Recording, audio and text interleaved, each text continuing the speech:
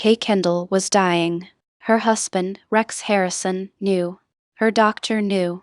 For 2 years, the men who controlled her medical care made one decision together, over and over. Kendall would not be told. September 1959.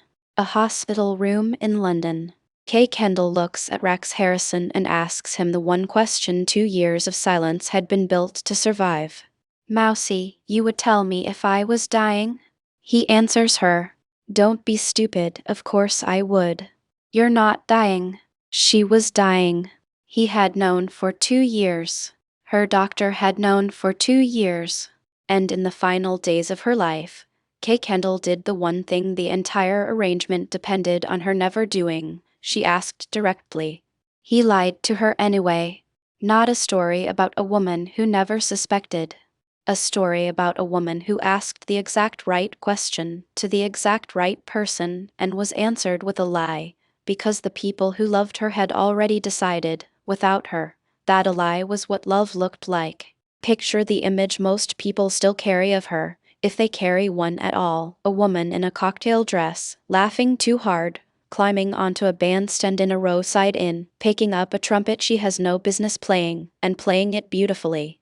The film is Genevieve, 1953. Her character, Rosalind, has had too much to drink during the London to Brighton vintage car rally, and when the band strikes up, she staggers to her feet and asks to sit in.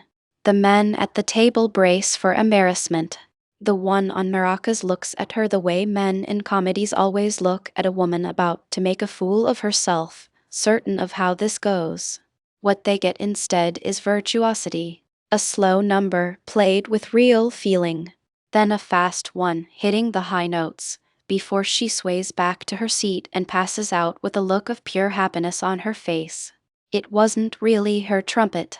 The playing was dubbed by Kenny Baker, Britain's finest jazz trumpeter, a fellow native of her hometown of Withernsea, a fact audiences argued about for years, some swearing she'd genuinely played it herself.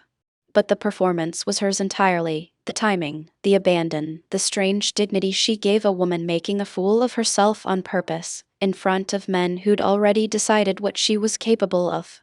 It made her a star overnight, after nearly a decade of small parts, party girls, slave girls, the roles a studio hands a pretty woman while it decides whether she's worth more. She'd been raised for exactly this kind of performance, even if no one had planned it that way. Born Justine Kendall McCarthy in Withernsea, on England's Yorkshire coast, she came from 3 generations of the stage. Her father, Terence Terry McCarthy, performed as Terry Kendall, a vaudeville artist working the same music hall circuit his own mother had built her name on. That mother, Kay's grandmother, was Marie Kendall, a genuine Edwardian music hall legend, famous enough in her own era that the granddaughter would eventually borrow her stage surname outright. Kay left school at 12 to appear in Revue, and by 14 she was touring English music halls in a double act with her older sister, Kim. Whatever instinct let her climb onto a bandstand in Genevieve and hold a room had been inherited, then rehearsed, since childhood. There had already been one failed attempt at stardom. At 19, rank had built her up as the face of a big-budget musical, London Town, and the picture collapsed so completely that one critic compared its sparkle to cold gravy. She'd been famous for a film nobody wanted to see, dropped almost as fast as she'd been elevated.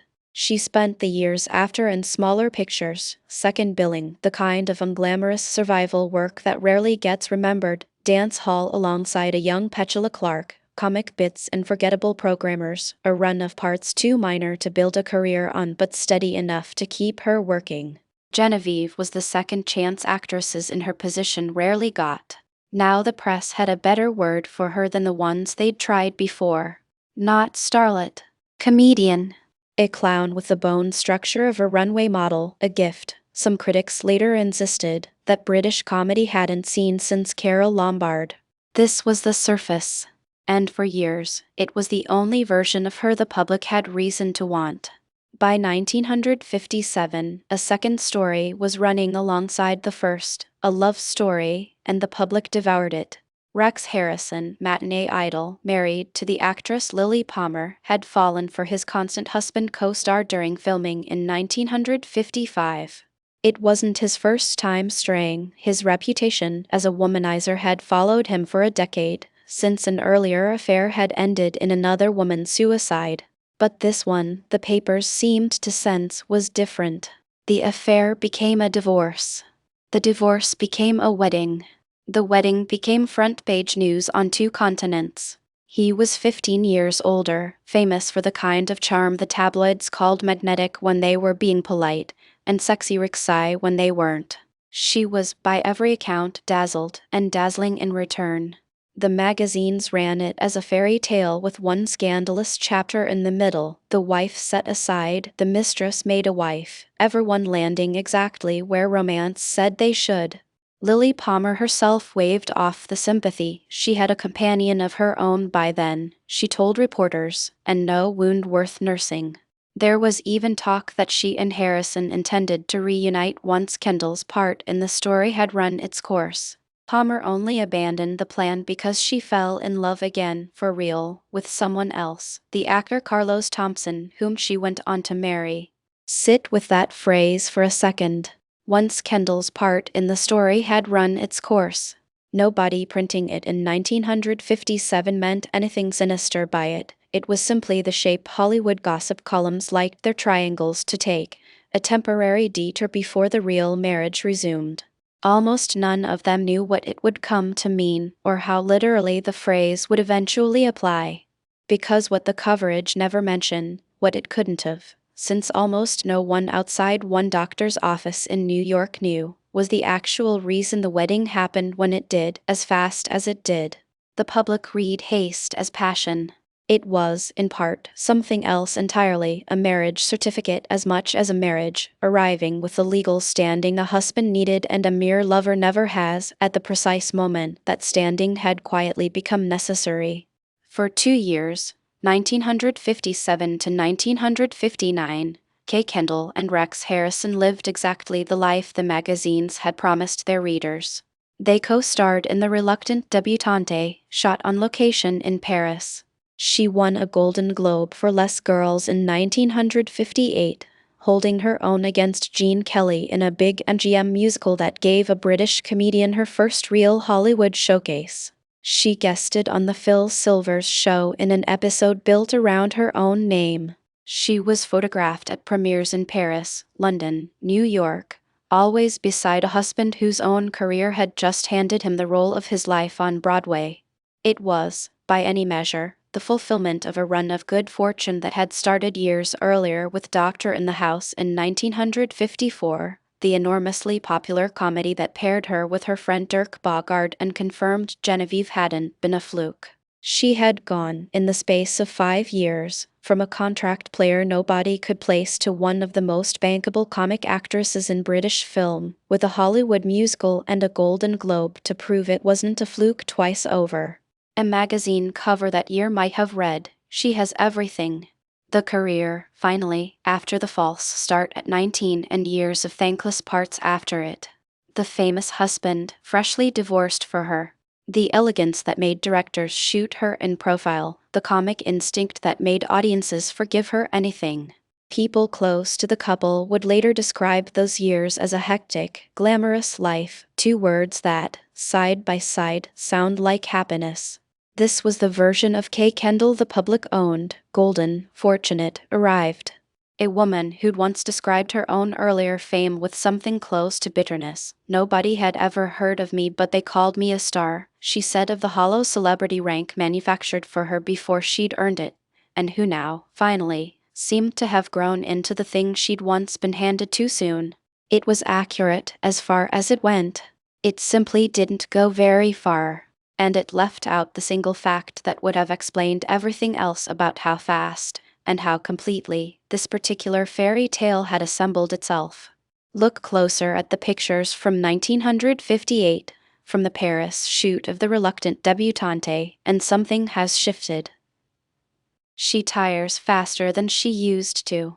Colleagues who worked with her that year would later describe a woman needing more rest between takes than the schedule allowed.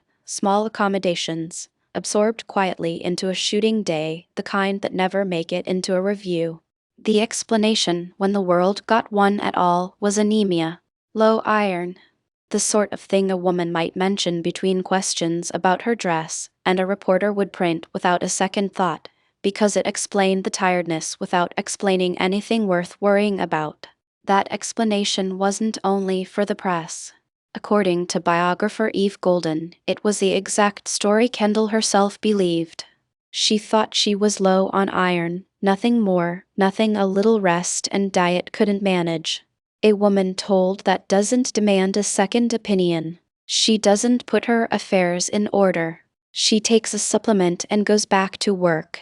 The lie wasn't only a kindness. It was also, functionally, a wall built to stop her from ever asking the next question, a wall constructed, patiently, out of the most ordinary word in medicine. Bruises that came too easily and stayed too long. Bleeding gums. A fatigue too heavy for the excuse it was handed. None of it, alone, broke the surface story. Together, it was the surface starting to split from underneath, in a body keeping a far more honest record than any of the people managing what she was told. The crack that mattered most opened in a doctor's office in New York, sometime in 1956 or early 1957. Kay Kendall was not there for it. She'd followed Harrison to New York while he originated Henry Higgins on Broadway in My Fair Lady, still, at that point, only his mistress. Palmer was still his wife, working in Munich, unaware how far the affair had gone. A routine blood test, the kind Kendall had likely had before for the anemia she thought she had, came back carrying a different word, myeloid leukemia. Her doctor put the prognosis at 2 to 3 years. He didn't call Kendall in to hear it. He called Harrison. "Does she have a family?" The doctor is said to have asked the question a physician asks when he's about to hand a diagnosis to someone other than the patient, and needs to know who else should be told. Harrison, still absorbing the word leukemia, answered that Kendall had a sister, Kim, but no one, he said, she especially cared about. It was the kind of thing a man says in shock rather than truth. Kim held it against him for the rest of his life, once she learned what he'd said about her in that room. Consider what that sentence actually cost. In one breath, in a moment of panic, a man erased a sister from the only conversation that would ever decide whether Kay Kendall got to know she was dying. It wasn't cruelty, most likely, it was a stunned man grasping for the fastest possible answer. But the doctor took him at his word, and the decision that followed was built, in part, on that mistaken erasure. Kim was never called. Kendall's mother was never called. The family that might have argued for telling her was never given the chance to argue for anything. Two men decided the shape of the rest of Kay Kendall's life without her in it. The doctor recommended she not be told.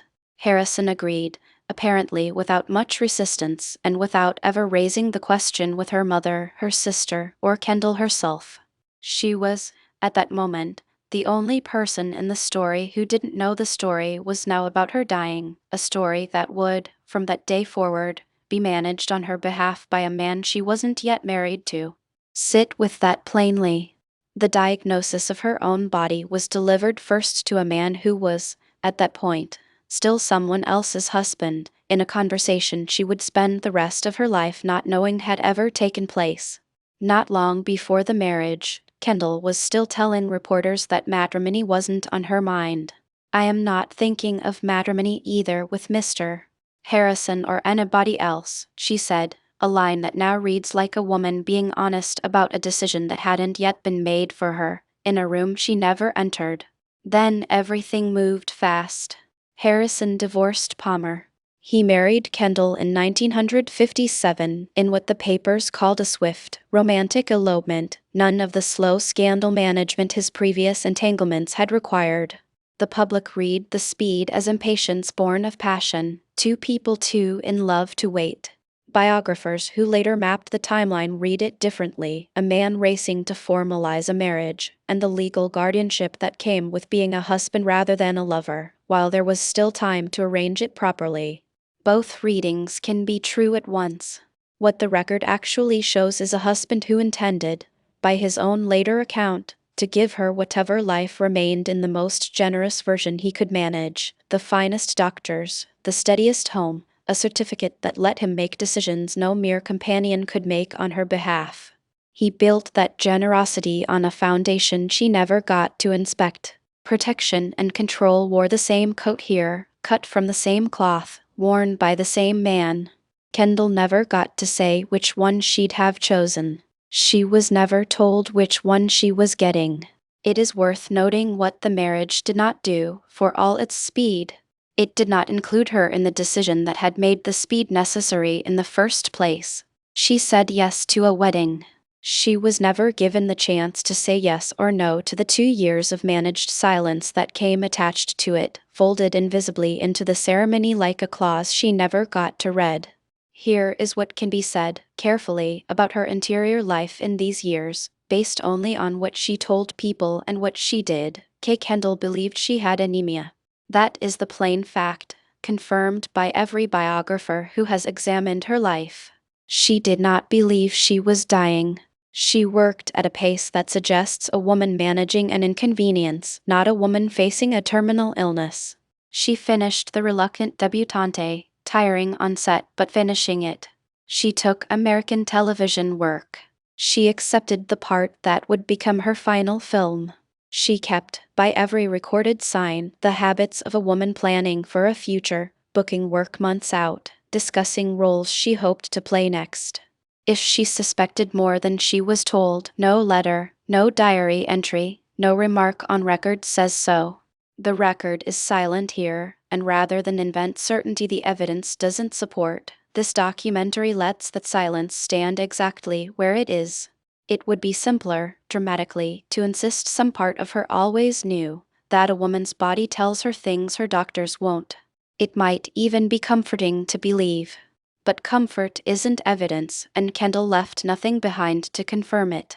What the record actually shows is a woman going about the ordinary business of being alive, tired, mildly unwell by her own understanding, but working, planning, laughing on camera, inside a diagnosis that had already, privately, made all of it provisional.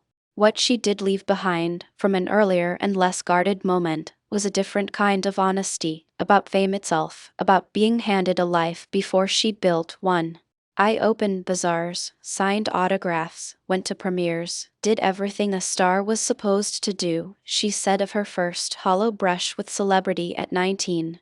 And all before we'd even finished the picture. It isn't about her illness. But it may be about the same shape her life kept taking, a woman cast in a role assigned by other people's decisions before she'd been given the facts to choose it herself. At 19, the role was star, handed down by a studio's publicity machine ahead of any proof she'd earned it. In her 30s, the role was recovering, handed down by a husband and a doctor ahead of any truth she'd been allowed to weigh. Different decade. Same basic architecture, other people deciding, first, who she'd be told she was. One more line of hers is worth sitting with here, before we move closer still. Asked once what actually mattered to her, she didn't reach for a word about ambition or stardom. I just wanted that sense of being at home, my first real home, she said. Not a sound stage. Not a premiere. A home. It's a small thing to want, and an ordinary one, the kind of want a glamorous headline has no room for. The Kendall of the magazine covers wanted furs and film roles. The Kendall who actually answered the question, when someone bothered to ask it plainly, wanted a place to belong to. If a story like hers is the kind of quiet history you want more of, the women whose interior lives got skipped in favor of the headline, staying subscribed means you won't miss the next one. She got the home, in a sense. The husband, the marriage, the years. What she never got was the truth about how many of those years she actually had, a fact that was, in the most literal sense, about her own body, and that was withheld from her inside the very home she'd said she wanted.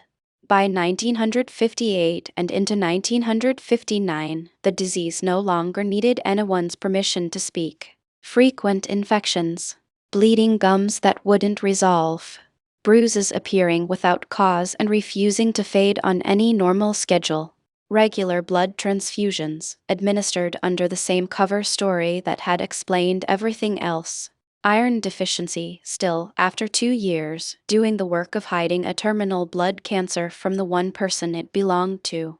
A transfusion is not a small medical event. It requires a hospital, a needle in the arm for hours, a body monitored by strangers in white coats. Somewhere in that room, a woman who believed she was merely low on iron must have wondered, at least once, why an iron deficiency required this much machinery to manage. And yet the record shows no sign that she pushed the question. Whether that was trust in her husband, trust in her doctor, or simply the exhaustion of a very sick woman who no longer had the energy to interrogate her own treatment, nobody who wrote about her afterward could say for certain, and this documentary won't pretend to know either. No record preserves what she made of it privately. What is documented is the outward shape of her life continuing regardless, appearances kept, a final film accepted, a marriage that from the outside still read exactly as charmed as the magazines had promised readers back in 1957.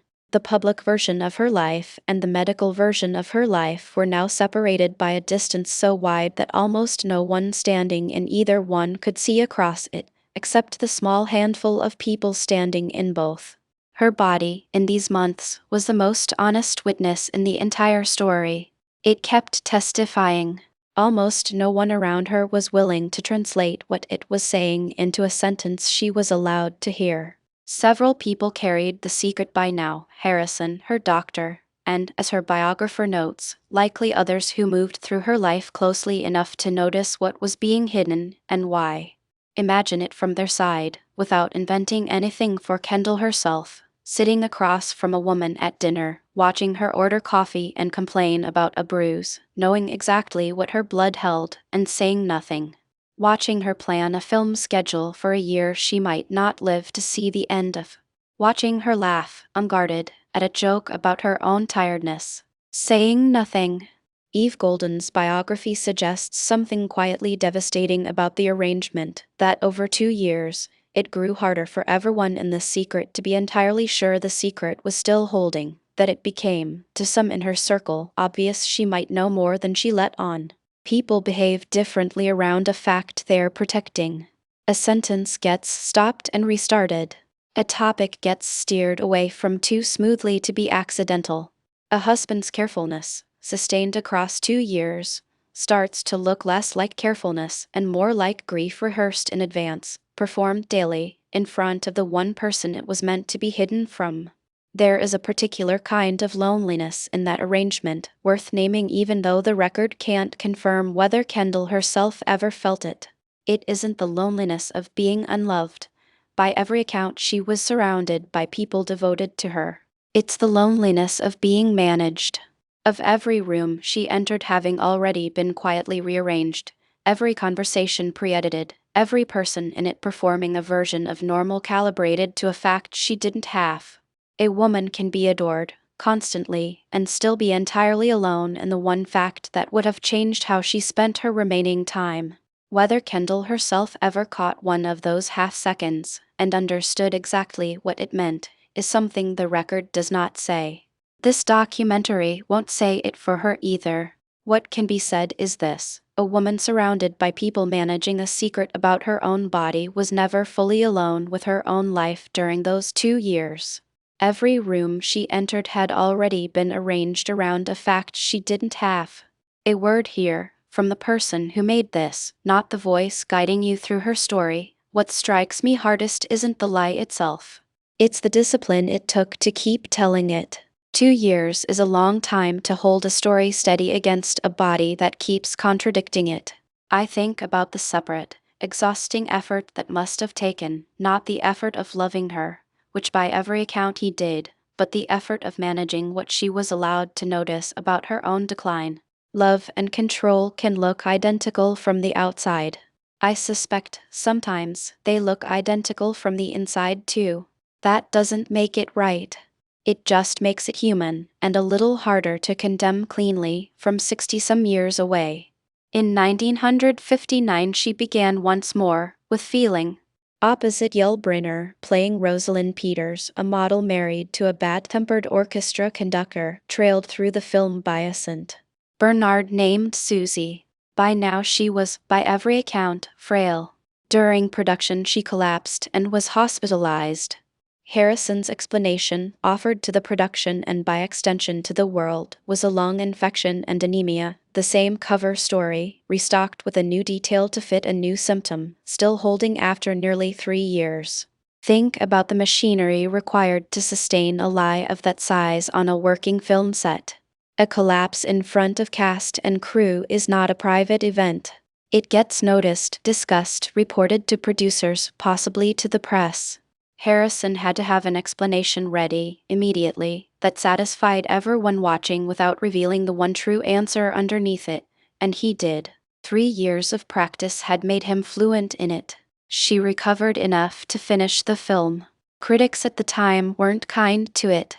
Bosley Crowther, reviewing it for the New York Times after her death, found her performance strained, calling her simply fragile and sad rather than the sharp comedian audiences knew, and suggesting it was a shame her final picture hadn't been better. He didn't know, writing that, what she'd been carrying through every take.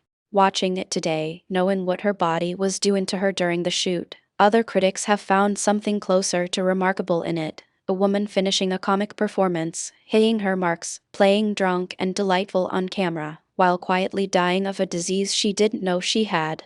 Director Stanley Donen, who'd worked with her before, remembered her simply as unpredictable in the best sense, an instinctive comedian with a real clown sense, a gift he believed hadn't been seen since Carole Lombard. It would be the last time the world saw her work. She didn't know that either. After filming wrapped, Kendall and Harrison took a vacation, a last ordinary stretch of days, spent as though there would be many more like it. Sun, most likely. Rest. The kind of quiet a working actress rarely gets between pictures. Then they returned to London. She entered a clinic. Whatever she was told about why, it wasn't, by every count of her final days, the true reason. She died a week later. Even then, with the disease no longer explainable by any cover story, since no anemia ends a life at 32, no iron deficiency fills a week in a clinic bed, Harrison held the line he'd held for 2 years. Not on her deathbed. Not when she asked him directly. The secret that began in a doctor's office in New York before she was even his wife, ended in a hospital room in London, still unbroken, because he broke his answer to her instead. So we return to where we began. The question. Mousy, you would tell me if I was dying? The answer that wasn't one. Don't be stupid, of course I would. You're not dying. Shortly after, by the account handed down through her biography and repeated in the press coverage that followed, she slipped into a coma. The last words attributed to her, spoken to the husband who had spent 2 years managing what she was allowed to know about her own body, were tender ones. I love you very much, darling. Worth naming plainly, this line reaches us second-hand, through a press account written in the Romantic Register 1959 obituary writing favored, the kind of line a grieving industry likes to hand its dead. Whether it's exact, this documentary can't promise you. What's certain is that she died on September 6, 1959, at 32, with Rex Harrison at her side, in the city that had made her famous. She's buried at St. John at Hampstead, in a churchyard between an actor and an author, Sir Herbert Beerbohm Tree on one side, George du Maurier on the other, ground that seems, almost by accident, to have understood what kind of life it was holding, part performance, part story. Her gravestone carries a name that was never quite her legal one and never quite a stage name either, the private nickname the people who loved her used. It reads, Kate, deeply loved wife of REX. Nowhere on that stone is the word leukemia. Nowhere is there any acknowledgement that for the last 2 years of the life it commemorates, the woman underneath it was the only person not permitted to know how that life would end. 60 years later, the Kendall Leukemia Fund would carry her name into cancer research she never knew she needed, a strange, late kind of honesty her gravestone never got to offer her. In 2013, her resting place was restored by the Music Hall Guild of Great Britain and America, a small gesture connecting her back to the same tradition of performers, her grandmother's tradition, that had shaped her before any studio ever did. There is a version of this story that calls what Rex Harrison did an act of love, a man trying to give his wife 2 more years of unclouded happiness, sparing her a dread he judged too heavy for her to carry. It isn't a foolish reading. He was, by every account, devastated by her death in a way that shaped the rest of his own life. He didn't treat the secret as a burden lightly assumed, and he carried it for 2 years without, as far as the record shows, once wavering, even under direct question. Decades later, in his own memoirs, Harrison would return to Kendall's death as one of the defining sorrows of his life, a grief, by most accounts, that outlasted several of the marriages that came after hers. There is another version that calls it something closer to theft. 2 years of decisions about her body, her time, her right to choose how she spent what was left of it, made by other people and kept from her entirely, without her family's knowledge, without her own consent ever once sought.